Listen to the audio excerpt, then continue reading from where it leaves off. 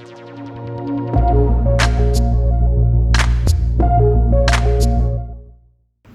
guys and welcome. Today I'm here at Acura by Executive looking at the Acura TLX Type S. So huge thanks to them. They're here in North Haven, Connecticut. Come check them out. Go talk to Jonathan. He'll help you out. Now it seems like right now manufacturers are either dropping everything and moving straight to EVs, or they're making kind of a last effort to really put some good enthusiast cars out there. And I'm glad here that we've got Acura bringing back the Type S badge to really get some more enthusiast cars out here on the road. Now Acura is actually pretty meaningful to me because my dad's 5-speed Integra is really kind of the reason that I got into cars. That was back in the late 80s. He had a 5-speed Acura Integra, and yeah, that's really how I got into cars in the first place. So definitely glad to see Acura bringing back this Type S badge.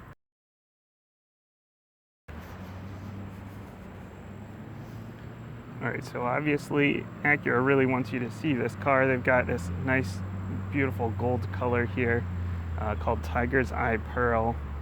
Nice clean lines, really has a pretty elegant look to it. And they've got these Type S badges all over the place. They definitely want you to know that this is the sporty version here. We've got the Type S logo on the back there. We've got the Type S badge up here as well. We've got some on the front, they're on the inside, they're all around. Acura definitely wants you to know that this is the sporty version of this car. Front here as well.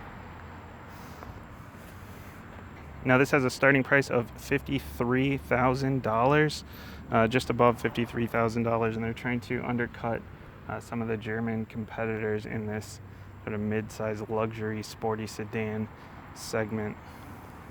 And for that $53,000, you get these nice 20-inch rims on all season tires. Get those big Brembo brakes in there.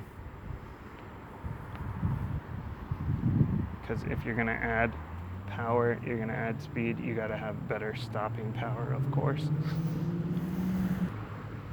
Now up front here, we have some things that are unique to the Type S. This grille with the diamonds in it for better cooling. Since you've got the bigger engine, a bigger V6 turbocharged engine, big intercooler down there, front splitter, extra venting over here.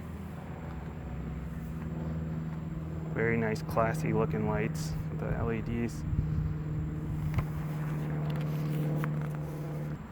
Here under the hood, we've got this big turbocharged V6 as opposed to the standard 4-cylinder, turbocharged 4-cylinder that you get in the regular TLX.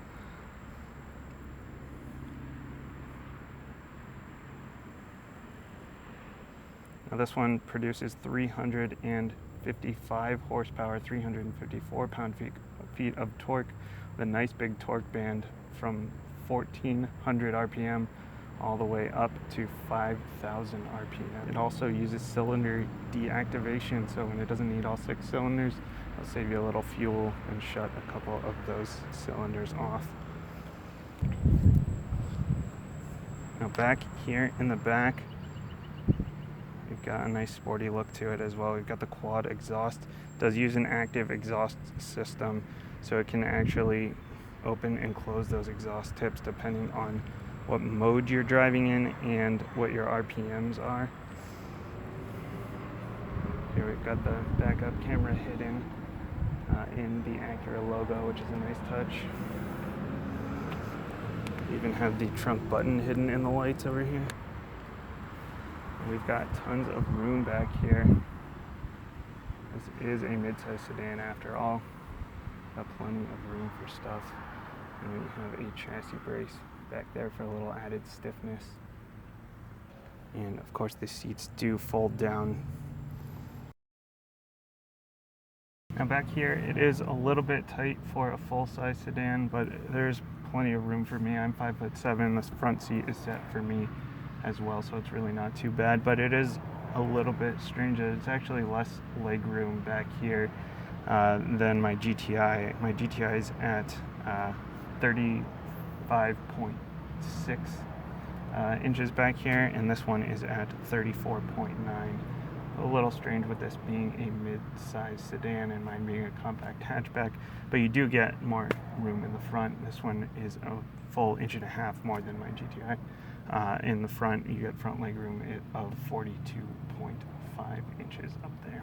And it's a pretty comfortable place to be back here for sure. These seats are really, really nice.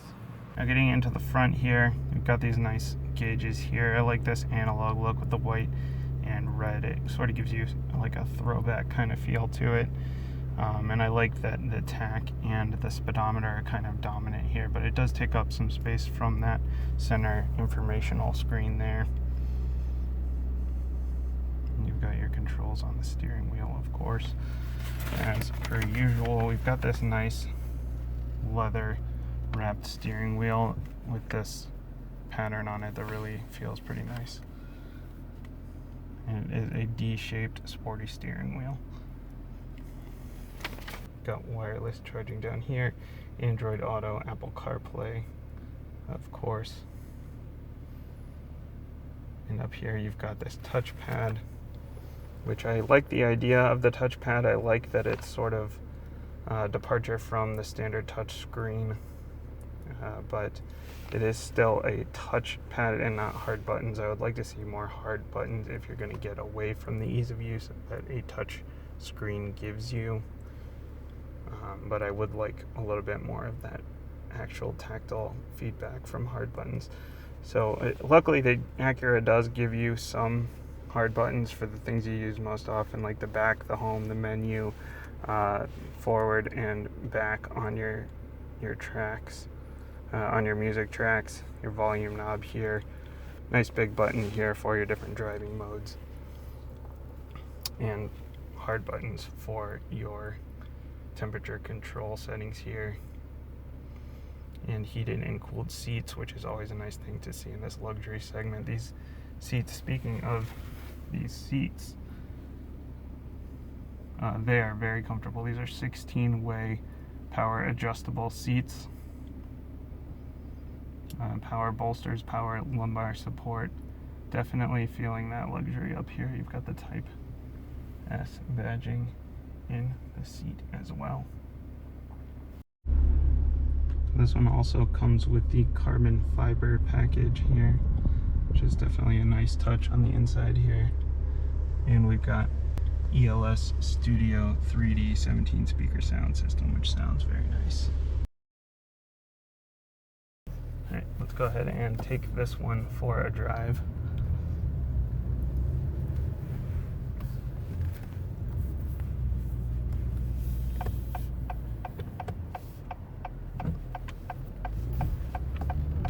Now, when Acura first brought this car out, they gave it to some journalists over at Laguna Seca Racetrack, really confident in the sportiness of this car. And some of the opinions were a bit mixed as far as track driving goes, just because, for one thing, when you're in Sport Plus mode and in manual, you still, once you get up into the red line, it starts shifting for you, which is not the greatest when you're on a track. I'm not going to do that in this car. I'm not going to test that out because this is a dealer car. It's not my car. It's not a press car. The other thing is that with all the safety features, the all-wheel drive system, the bigger engine, it's up at about 4,200 pounds, which is definitely not light. But I don't think of this so much as a track car first, with a twist of luxury. I think of this more as a luxury car with a twist of sportiness. Now, Acura has just announced the NSX Type S. That one might be a little different in terms of track car first, but we'll see when that comes out. And for me, this ride is definitely very comfortable. These seats are comfortable. It has a good sound system to it, and I really think it's a good place to be here. It's nice that you have this sort of adjustability. You have the trade-offs where you have the comfort mode, where things are kind of quiet. It has this really nice smooth ride to it. You can turn it up into Sport Plus mode, and you open up those other exhaust tips and it gets a little bit louder, and you get the stiffer suspension. The ride gets a little harsher, but you get a little more sportiness to it. You can crush those back roads a little bit better. The other option you have as a buyer is that you can actually option the Y-spoked wheels, which are a little bit lighter, and those come with some summer performance tires. So you get a little bit more stickiness, a little bit more confidence in those back roads, but it does provide a little bit more noise in the cabin here. For me personally, at $53,000, I think this is a pretty good place to be. I would definitely have no problems taking this thing to daycare, doing the daycare line in comfort mode or normal mode, and then dropping the kids off, going on to some back roads, put it up into Sport Plus, take back roads all the way to work. Definitely would not have a problem doing that. This would be a fun car for that and a very comfortable place to be. Now, I know some people have complained that it is automatic and not a DCT, but one thing about some of those sportier DCTs is that once you get into low speeds, they get a little bit jerky. So I'm actually kind of glad they didn't do that with this one, because I just don't think that that's the right buyer. I think that the people are using this for a daily. It has to be able to handle traffic well and handle those low speeds well. Like I said, at $53,000, I would have no problem, dailying this thing. And if you are interested in this car or anything else by Acura, come check out Acura by Executive here in North Haven, Connecticut. Go talk to Jonathan. And if you're in Central Connecticut, you have a car for me, email me at jason@manual-cars.com.